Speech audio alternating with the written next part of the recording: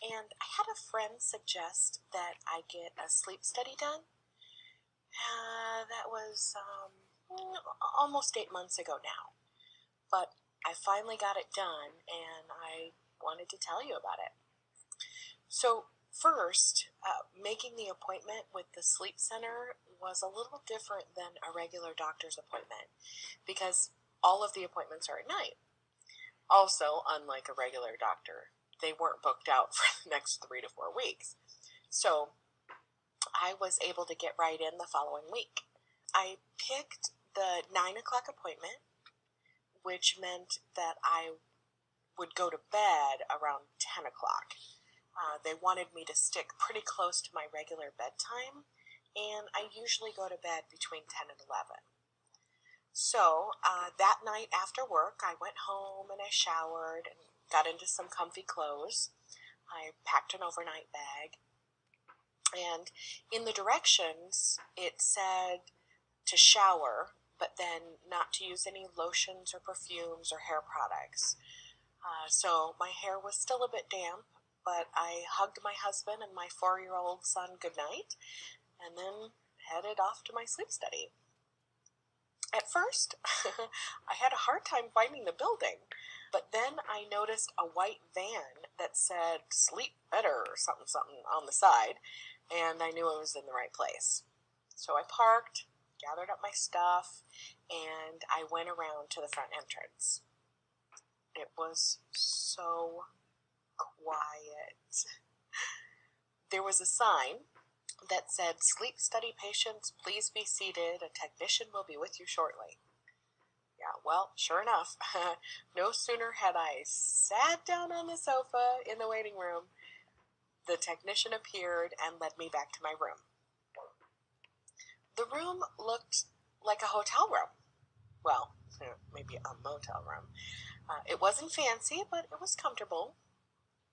There was a queen-size bed, bedstands on either side, a lamp, a dresser, a desk, and a chair, and a good-sized bathroom. The technician read over the papers with me, and I had to sign them, and then he said for me to go ahead and get into my pajamas. The bed had wires strewn on it, and he had me sit just on the side of the bed, just on the edge, and try on 2 different CPAP machines.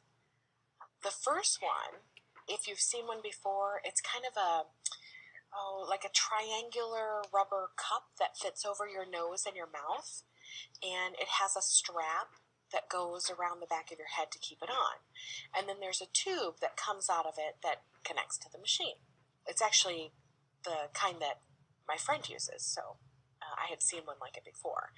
I put it up to my nose and my mouth, and he flipped the switch to start the airflow. It was horrible. Even with the air flowing, I felt like I was suffocating.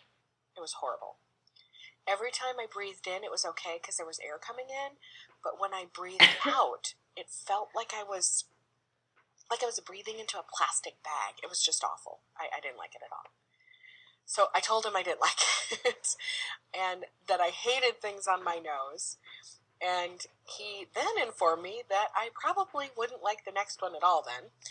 But then he showed me one that was actually smaller. It had the same triangular shaped cup, but it only fit over my nose, so it was smaller. And it had a cushion brace that went up and rested against my forehead.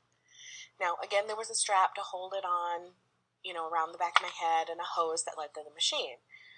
So I put it up against my nose or over my nose and rested it against my forehead, and he turned it on, and it was actually better. I think that the fact that I could breathe through my mouth if I wanted to took away that feeling of being suffocated. So the technician explained that I didn't have to wear either one of them right now, that it was just that if he needed to come in the middle of the night to put them on me,